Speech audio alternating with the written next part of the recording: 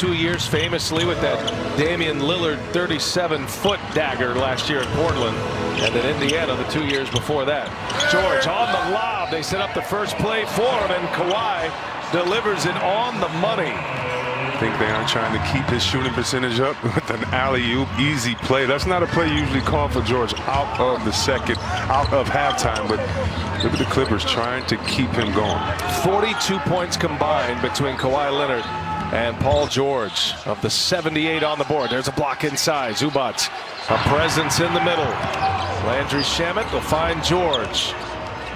It feels like George is trying to put together a monster game right now, and all arrows pointing toward PG-13. He's got a quick 5 out of this second half now. As this feels so much like last night. I'm very curious to hear your opinion on something that Charles Barkley said at the half, saying that the Clippers saw what the Lakers did last night to the Blazers. And I'm wondering if it in fact does have any influence. 100%. It has to do with teams, and it also has to do with individual players. The best players, whether it's Kawhi, Steph, Westbrook, they watch what others are doing and they come out and top it that night. I know that I did, KG, Tim Duncan, others did, and that's the fraternity, the respect, and the game that you and the competition you must bring. You want to be one of the best, you got to prove it every night. And now that everybody's saying, oh, this is the Lakers team that we thought, yeah, that hurts the Clippers' ego a little bit. Luka Doncic hits a 3. We're going to have that one tomorrow. Dame Lillard's out. Clippers trying to push it down the corner. That is Shamet for 3. Landry Shamet hits that corner 3. Those corners are so much more open with Shamet and Marcus Morris. With the addition of Morris to this Clipper team. Shamet now with 11 points. Here's Hardaway, answers with a 3 of his own. I beg your pardon, Finney-Smith.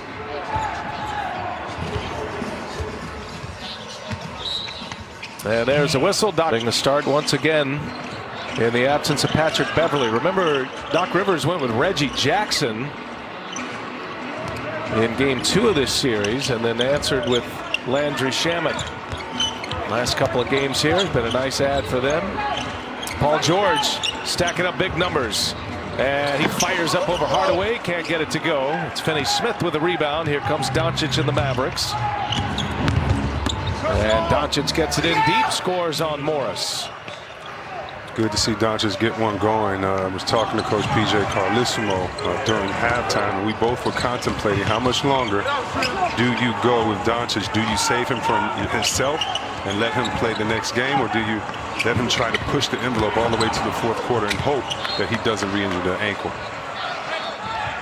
We were reminiscing about the only other occasion the Mavericks had a buzzer-beating shot to win a playoff game. PJ Carlissimo, who's behind us working for ESPN Radio, was on the bench with the San Antonio Spurs. That was Vince Carter. Until Doncic pulled the trick on Sunday, that had been the only one, the only walk-off in a playoff game for the Mavericks, as Marcus Morris hits a 3. Hold on, B.A., let me get this right. So you pulled out a dagger of a highlight and then showed it to Coach. Showed it to PJ. Oh, that's nice. That's the only reason I pulled out the highlight. Oh, man, you're a just good friend. to show it to PJ. I knew he'd be side. I mean, we're up here on an island up here. It's nice to have somebody to talk to besides each other. That's true. There's another crew here. And all those crews that are back in their home cities, the local crews, TV and radio, and go through the whole season, put in the work, and not able to be here to experience the bubble. Thinking about those guys too. They're doing a great job covering these games. Definitely. Off the monitors, and it's frustrating for them not to be able to follow their hometown. Chance for Steven Silas to get some coaching experience running the show in a playoff game as Rick Carlisle is out. Here's Lou Williams on the take and scores the runner. Kane Fitzgerald was the official when Kristaps Porzingis picked up his 2 technical fouls and was ejected. That was game 1 of this series, a Clipper win. That was a big turning point in game 1. Dallas did answer in game 2. There's Zubac Nice feed, and the finish with two hands from Ivica Zubac. Another tee has been called.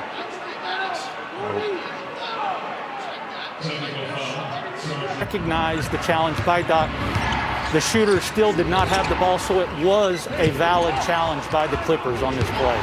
And Jason, I know officials, they'll tell you all the time, and I've heard you say it many times, officials don't give out technicals, players earn those technicals. But in a game like this, and as you're following this game, as far as an official's perspective, the rhythm and trying to restore order in a game like this, speak to that if you can. Yeah, you know, all the playoff games are very difficult, Brian, you know, and high intensity, high emotion. So the officials are out there making difficult decisions and doing the best that they can to allow our athletes to perform at the highest level and just do the best they can to help showcase that. Appreciate Jason Phillips being with you. Thank you, Jason, and joining us. Clippers keeping the Mavericks at arm's length. They've come out of the gates in fine fashion tonight with a response here in Game 5. It's a big start early. Had a 19-0 run in that first half. Here's Hardaway with Kawhi Leonard on him. Bouncy is Hardaway, and the jump shot is good. Tim Hardaway had a nice playoff run here for the Mavericks in this series. Had 21 points in 35 minutes in Game 4. There's an answer by Kawhi Leonard. Kawhi Leonard with 29 now. He's missed only 6 shots tonight. Looking at another 30-point performance is Kawhi Leonard. He is currently second in the NBA playoffs in scoring behind Donovan Mitchell. Kawhi averaging 33. Harrell walks with it. Anthony Williams with the long rebound. It is impressive that Doncic, and we were talking to Rick Carlisle today, he said, you know, there's a lot of guys that might not have played on that ankle, but he can affect the game in so many different ways. You can tell he's not 100% here tonight, not even close to that. Nice take to the basket, Michael Kidd-Gilchrist. Well, a big story for Dallas. And by the way, Shaq, EJ, Underdog, Chuck, y'all are wrong for that picture of Kenny, man, with the tight jeans. Y'all are just the skinny jeans. You're wrong.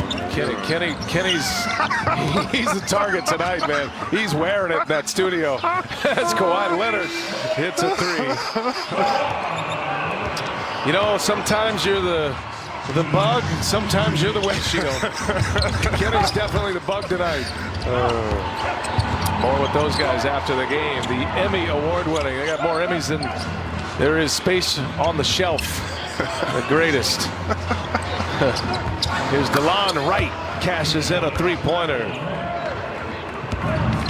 First made 3 for DeLon Wright. Getting some extra run here in Game 5. Been all Clippers in this one. Lou Williams, man, just automatic. It was just a thrill to watch this guy go in Game 4. 36 points, which matches a playoff high for him in Game 4. And he did that in just 34 minutes. Bullet pass. Right, the catch and the finish. Nice setup by Luka Doncic.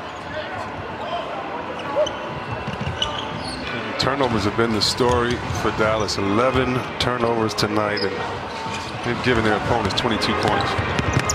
Here goes Jackson, and high off the window and looking for a foul. Jackson's been excellent from behind the arc. Shot clock is off. Mavericks chance at the last shot if they want it. Boban, and Kawhi just takes it away. The claw rips that one out of the hands of Boban. Clippers a chance to score the final bucket, and that'll be Dallas ball. I mean, Kawhi Leonard just palming that ball out of the hands of Boban Marjanovic.